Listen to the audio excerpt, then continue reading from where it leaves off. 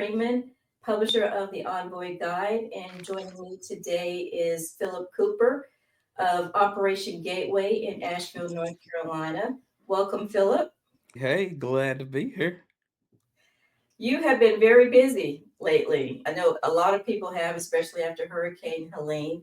But before we get into everything that you guys have been doing with Operation Gateway, helping out in the community, tell us a little bit about yourself. I am a person who went from darkness to light, native of Western North Carolina, and been here all my life, other than when I was in prison. I made some mistakes, some poor choices in my life, and I ended up in the penitentiary. And while in the penitentiary, I done the programs, I rededicated my life to Christ, and I came home on fire for recovery, on fire for the Lord, on fire for change. And so I've been in the helping field since I've been home, whether it be in the behavioral health space or even working at the community college. And then I moved on to founding Operation Gateway, which is a nonprofit grassroots. And grassroots leadership is where I belong, darling. I don't need to be in the government jobs, not yet, because I can see myself transitioning later on in life after I done have some policy changes and flip some tables and things like that, because that has to be done. I could potentially work back in government jobs to get those good benefits. Amen. But not right now, because we got some systemic improvements that need to be made, and they can only be made by way of people like myself working on the outside. Okay. And how large is your team in Operation Gateway? Oh, we're up to 15 now, Good. Yeah, we're up to 15. And it's even more than that if we count our contractors that we have with us right now for Mission 750. Because we got that going on for FEMA advocacy. But the 15 comes by way of workforce development, behavioral health justice.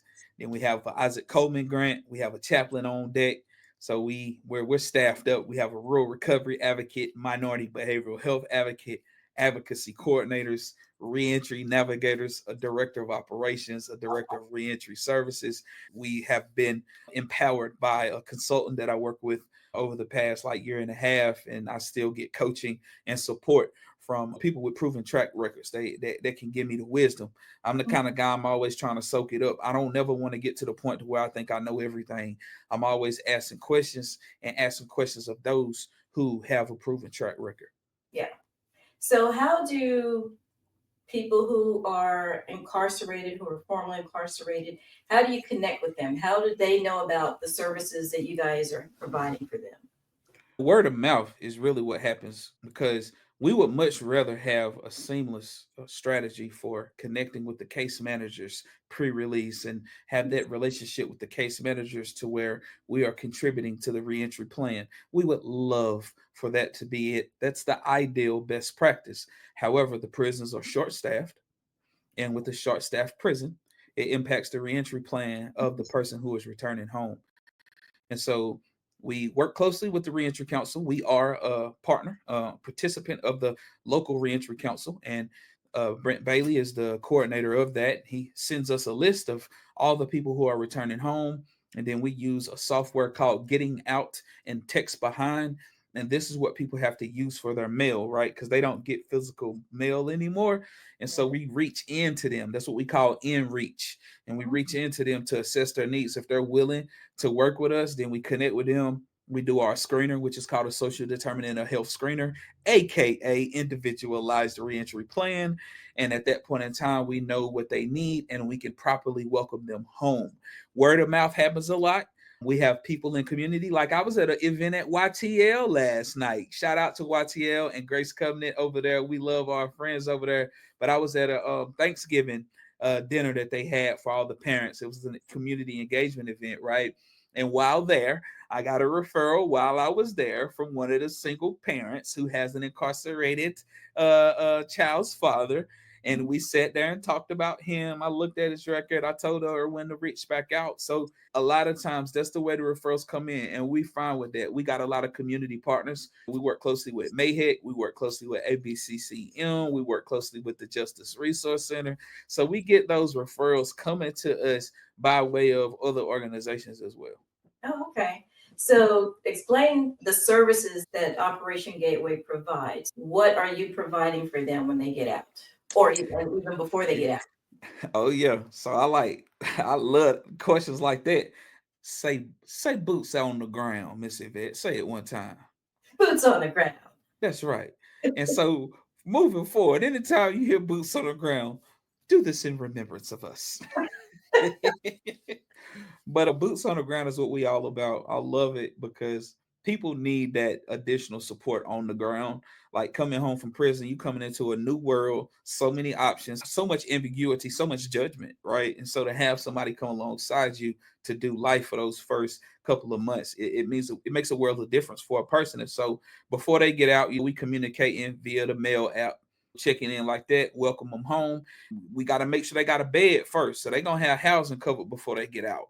So when we look at the social determinants of health, that neighborhood and build the environment, you feel me? That's going to be tackled before they come home. We're going to have them a house, a bed at a halfway house.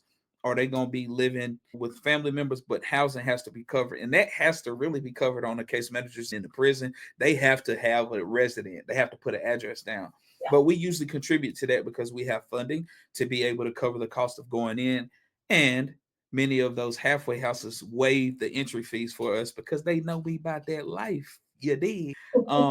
Regarding the operations, the boots on the ground operations, you have the vital record obtainment, which can be an overwhelming task because the DMV process is cumbersome, right? So sometimes we have to go over and beyond just to get a person an ID. Okay, like with long hours and hours at the DMV trying to piece together documents to be able to obtain their identification if their case manager didn't order their social security card on the way out. But we do that, right? We go with them to the social security office to get their social security card. We go to the register of deeds with them. If they were born in North Carolina, we can go there and get it. If they wasn't, we can go online to Vital Check, which is a online platform to where you can order birth certificates. But vital records are very important and they have to have that, right? We help them with setting up a bank account. Shout out to Self Help. That's usually our go to. Continuity of care with healthcare, and mental health is health. So if they had healthcare needs, we know this before they get out. Hence the social determinant of health screening you did, and we able to make sure they have an appointment. We are working closely with Mayhec, so we are. And this is the first time I get to roll this announcement out. So you get this announcement first. All So right. Operation Gateway is the program site for NC Fit Bunkum. And this is a big, big deal. NC Fit is a big deal program housed at the UNC School of Medicine. And so Operation Gateway is the program site. Mayhec is the clinical site. Okay. So anytime they have healthcare needs, we got streamlined backdoor entry to make sure they get an appointment and get to be seen. Make sure they get their medications.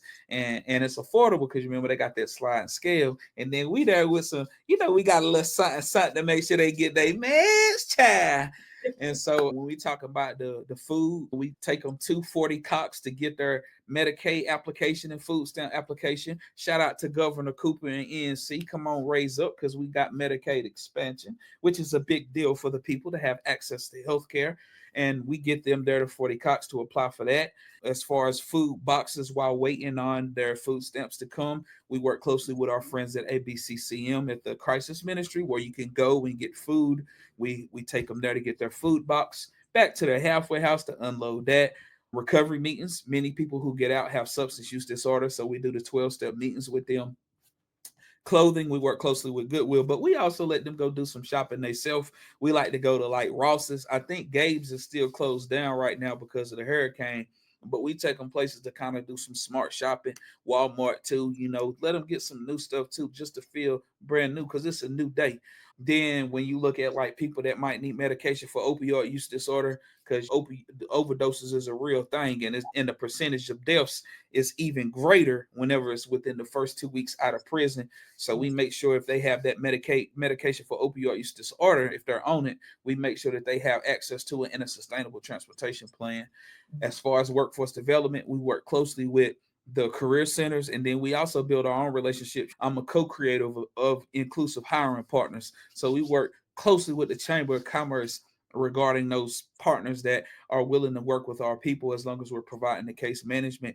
But we about that life. Like we do investigation on how much they owe to get their driver's license back, advocacy surrounding getting debt relief, because many a times people be owing hundreds and hundreds and maybe even $1,000 for old fines and fees. And oftentimes when a change agent go with them to the courtroom, they willing to waive some fees because they're like, we see them, they got somebody working with them trying to help them get their life together. You dig? And the judge would be ready to waive some stuff. You know what I'm saying? So that's how we give it up. And it is for sure boots on the ground. Now, I saw in the information that you had sent me on the questionnaire that you said one of the challenges that you're still facing is people hiring Oh uh, yeah. formerly incarcerated. And it's funny because I had heard after Helene, people needed workers because so many people had left the area. They moved because they no Mm-hmm. longer had a home here, or their jobs had disappeared because the Mm-hmm. business was destroyed. So are you still seeing that issue with lack of people hiring? Mm-hmm. Oh yeah. Oh yes. And many of the employers that would typically hire our people the quickest laid people off. So several of our people got laid off. Our what we call members. Some people call them clients, peers, program participants. We call them members, so they feel a part of. You did, but several of them got laid off, especially ones that work in hospitality and the food industry. And then several of them had to get assistance with applying for disaster unemployment. Shout out to the United Way. Shout out to Impact Health. Shout out to Community Foundation of Western North Carolina, the Southern Power Fund, Colton and Groom. Hold on, I don't want to leave nobody out. Oh my God, I don't want to leave nobody else. Who else? I said Impact Health. I hope I got them all in there United Way, but it was people that had those rapid grants and those funds. We was able to turn around and use those funds to help people with rental assistance and things like that because they was out of work. And them halfway houses and them landlords, they ain't care nothing about no Hurricane Helene. They needed they pay, and it's not that they were mean people. It's just Yeah, they had bills to pay too. You right. dig? So I get it, and but we had to come through to be able to level the playing field for our people that was getting laid off. Now, granted, they did have some job fairs, career fairs. They had one at the Harris. They had one in Hendersonville. And, my team has made some connections with some employers. But the hard part is the ones that are now hiring are off the bus line, Mm, you see? And so for us, that's one of the things we still trying to tackle is a workforce transportation solution. mm. Now, what are some of the challenges or reasons that, or are there any reasons why somebody doesn't want to hire somebody who is a member with your organization? Is it Stigma, stigma. stigma? Do you think It's that's, stigma. and I'm going to get into a little, I don't want to get into politics too much, but do you think that's going to change now with the result of the election and who was elected? To be honest, like reentry and public safety is bipartisan. You Yeah, see, like both sides want to see people not commit crime. Now, their reasoning for it might be a little different. Like one side might be more so safer communities and economy, more economic driven. The other side may be equity and people first driven. But either way it go, they thinking about public safety. And so, if when we look at it from the economical standpoint, it would behoove either side to make sure these returning citizens are able to have gainful employment, which right, turns around and contributes to the overall good of the country. And right, so I believe that with this new administration, it's going to be up to people like me to be at the tables with them to help them understand how policies contribute to the economy, right. right? How do we get people the credentials that they need, these trainings to fill these jobs that Mhm. the baby boomers are retiring from? You see, baby boomers are retiring, and young people don't want to work as much. They want to be influencers and entertainers and everything. Shout out to them. When they get rich, donate to Operation Gateway. We will be good stewards of the resources. But they don't want to go work in no manufacturing, be plumbers and be construction and heavy equipment operators and all the electricians. They don't want to do that, but the returning citizens do. You Yeah, dig? So when I get at the table with the right people, it don't matter if they right or left. And I talk to them about how these workforce development policies can impact the ability of an individual to get a portable credential, is what they call it in the workforce development world. A portable credential to have gainful employment and make these business owners happy. Come on now. because you know the new administration is about business now. I'm gonna tell you that. They're Yeah. about the business, and I'm about the people being about the business. So I feel like we can get together and have a come to Jesus. Yeah. Now, do you work only with people in this area, or do you help people from all over the country? To be honest, here lately, it's your boy done took the show on the road, fam. Like when you first met me, I was in that water. I was dealing with oppression of Western North Carolina because it is a unique experience being a formerly incarcerated black man leading at the level that I'm leading at. But now the show has been taken on the road. I'm grateful for my colleagues with the Department of Health and Human Services who has made it available the opportunity for me to be able to consult across the state with other statewide opioid response projects in which I get to make sure they have access to certain trainings and understand how to work with people with lived experience and helping people understand the value of culturally sensitive reentry services and behavioral services across the board because black people are struggling with mental health challenges too, right? So I'm having an opportunity to do more of that across the state. And then I'm doing speaking engagements. Of course, I get to travel and do webinars and stuff that goes beyond this area. So yeah, it has definitely went beyond Asheville. And I've been able to put together a team. Glory be to God. I have a team. Some of them are green, but they got what it takes on the inside to be able to carry out this mission. You dig? I got a solid director of operations that just started with me. Good God Almighty, she hungry and she got a story and she a native black female, dropped out of high school, went back to school, about to have her master's, and she's solid.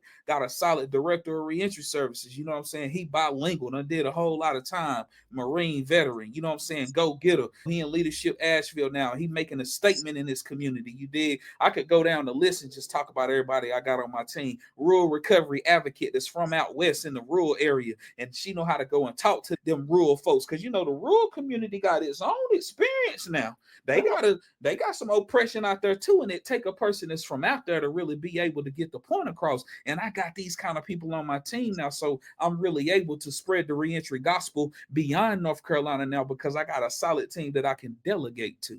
Okay. So if somebody's coming out of incarceration in South Carolina or Tennessee or someplace, Mhm. would you have the connections in those areas to help them if they want to stay in those areas, or would they have to come be in the Asheville area, basically? So I do have some connections in those areas in other states. Like I have friends with Upstate. What is the name of it? Favor Upstate. I have friends with them, and they're covering South Carolina. And if they can't help, they know their partners in their respective community. If we talk about Tennessee, depending upon if they're going to Johnson City way or they going to Knoxville way, because you know it's two different ways coming from where we at. I can Yeah. reach out to my homie Jeremiah that's out in Johnson City, and he can do it do that way. Or I can reach out to my people at the Urban League that's in Knoxville and ask them, hey, what's going on with reentry? That way, they also have Men of Valor, organization that does some great work in Tennessee as well. And so, whenever people are looking to go to neighboring states, I can always reach out to my comrades. And I do want to say shout out to the Appalachian Regional Commission because they made it possible for me to have these connections like that across the Appalachia because I went through the Appalachian Leadership Institute and I was able to get some solid connections with people who are about that life and not just talking. Okay, good. Now, do you ever have, let's say, the Department of Corrections or any of the state agencies that handle the facilities, the prisons, do they ever reach out to you and say, hey, we know you're doing good work. We are shorthanded. We need help. Do they ever reach out to you directly? Well, we have had some case managers who are more willing to partner than others. I will be a graceful person with my response because I have been an activist. I have been an activist that would throw systems under the bus anytime they don't act the way that I need them to act to help the people that I'm fighting for. But I have learned to be a little more empathetic and tactful, right? So I will say that the prison staff is short staffed, and this impacts the reentry plans. Some case managers reach out and say, I have a guy that's coming back to Western North Carolina. We heard about your program. What type of resources can you offer? But that doesn't happen a lot. Oftentimes, it's like I said earlier, it's by word of mouth or us reaching into the individual and then asking the individual, like, what's your case manager's name? And this is the crazy process, but let me give you an on in reach. So we on a call with them or texting back on the app Say, what's your case manager's name? Then we call the prison and say, hey, could you put me in touch with so and so? Like then they put you through to them. They don't answer the phone, leave a message. The other thing we can do, and I would share my screen, but this ain't that type of virtual call, but you can go online and you can look people up by their name. You see what I'm saying? And so then you can send an email. But we do what we have to do as community health workers. We're experts at figuring it out, right? Yeah. And so we would love for that process to be consistently prison staff reaching out to community-based organization for support with reentry plan. That would be the best practice, and I'm going to continue to say that because at some point in time that's where we're going, but that's not always happening. Yeah, you'll manifest it. I'm sure you will. In the name of Jesus. Now, tell me about Hurricane Helene. I saw you on Facebook showing all kinds of pictures of you out there in the trenches, boots on the ground, helping people. What was it that you saw that really tugged at you, that really was something you really weren't expecting from the hurricane? Well, I'll say that. So, a friend of mine, Brad Wright, we used to go to Elevation Church Asheville together. We were both leaders at Elevation Church Asheville, and Brad lost family members. His community lost 11 people. And when I seen that, it done something to me because I was without power and without water. But we have a solid church family. When I'm not talking about a specific church to a building, but like people who we do church with, and we were all in connection with each other and supporting each other. But I always thought to myself, what about the people that don't have this? You know what I'm saying?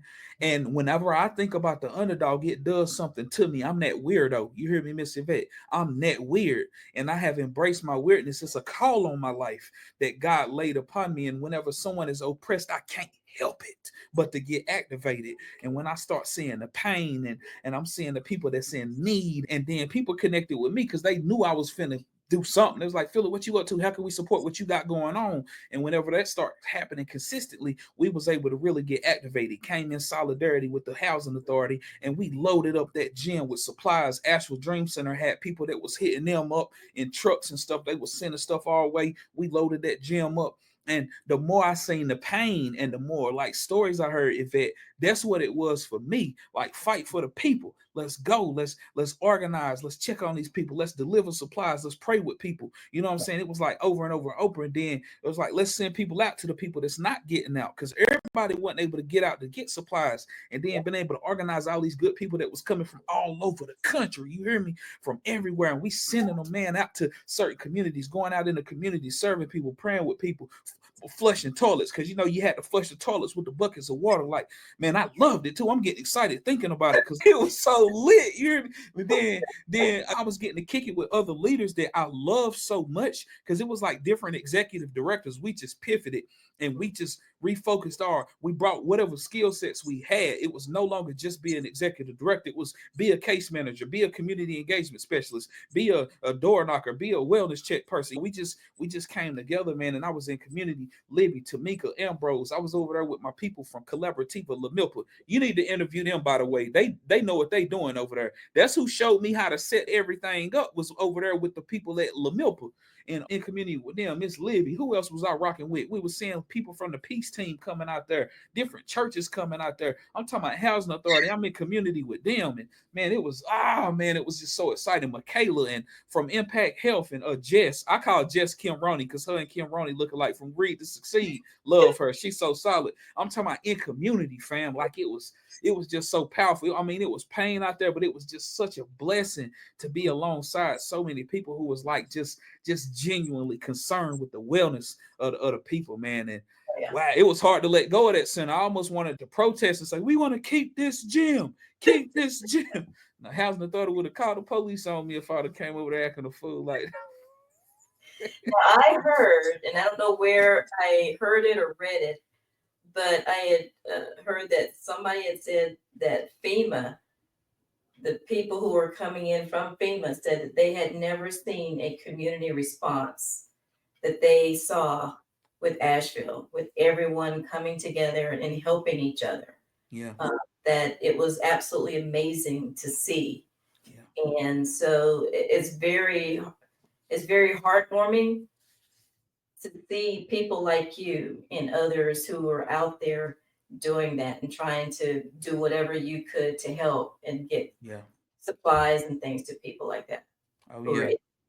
And another highlight from the FEMA work, I mean, it's still going. We started something called Mission 750.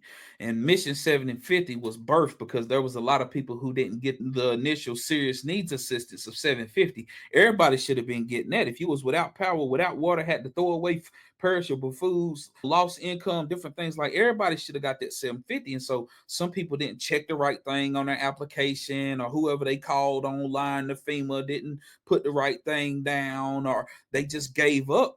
And so we doubled down. We came in solidarity with Pisca Legal Services. Shout out to them for the training they put on. We put on like 3 of them things you did to help people understand how to do their application. And then we got our navigators who do the hands-on support with the login.gov and uploading documents and appeals and all of that. You know what I'm saying? And we was able to tap in and support these people, and also partnering with like the WNC Bridge Foundation. WNC Bridge has been an amazing partner in all of this because we are a advocate partner of them, and we're able to request, you know what I'm saying, rental assistance, mortgage assistance, utility bills, home repair, because FEMA sometimes be moving slow, and then you got to request an inspector. Like if you didn't request this, if you didn't check this box, you wouldn't have got an inspection.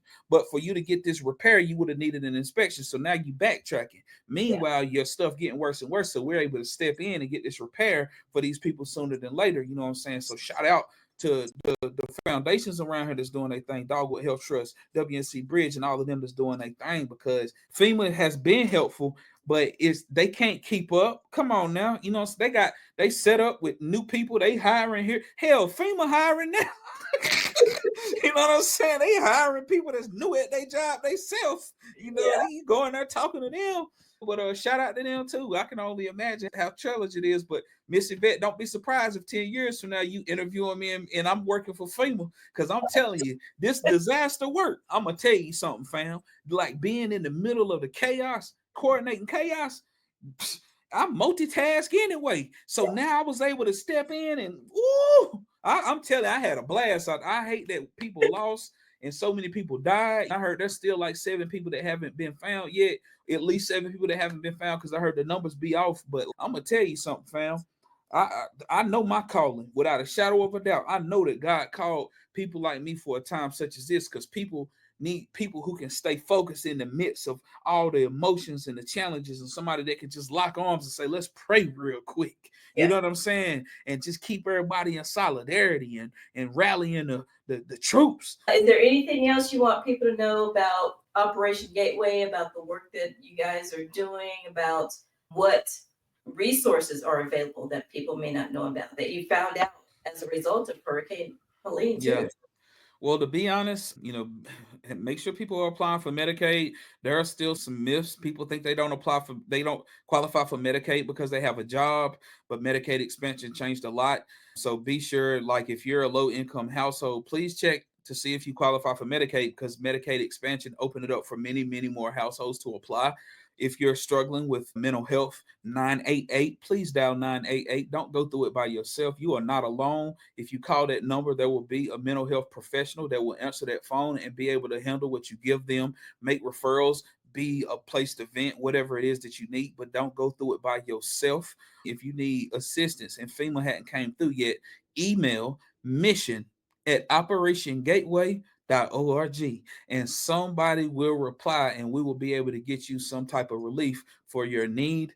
If you got laid off during the hurricane, make sure you apply for your disaster unemployment if you need help with that. The last time I was at the mall at the Disaster Recovery Center, they did have someone from the state that was assisting with disaster unemployment claims. And continue to pray. Pray for Operation Gateway. Pray for your church, whoever it is that's doing this work that you know, because I'm gonna tell you why. The power and supernatural strength and stamina that we have right now does not come from our own doing. Well, thank you so much. That is some great information, and hopefully it'll help people in Western North Carolina who are still struggling to get back on their feet and need resources. You guys are doing a great job out there in the community, and I really appreciate getting to know you even better. Yes, ma'am. Thank you for this opportunity to be a voice for the people. I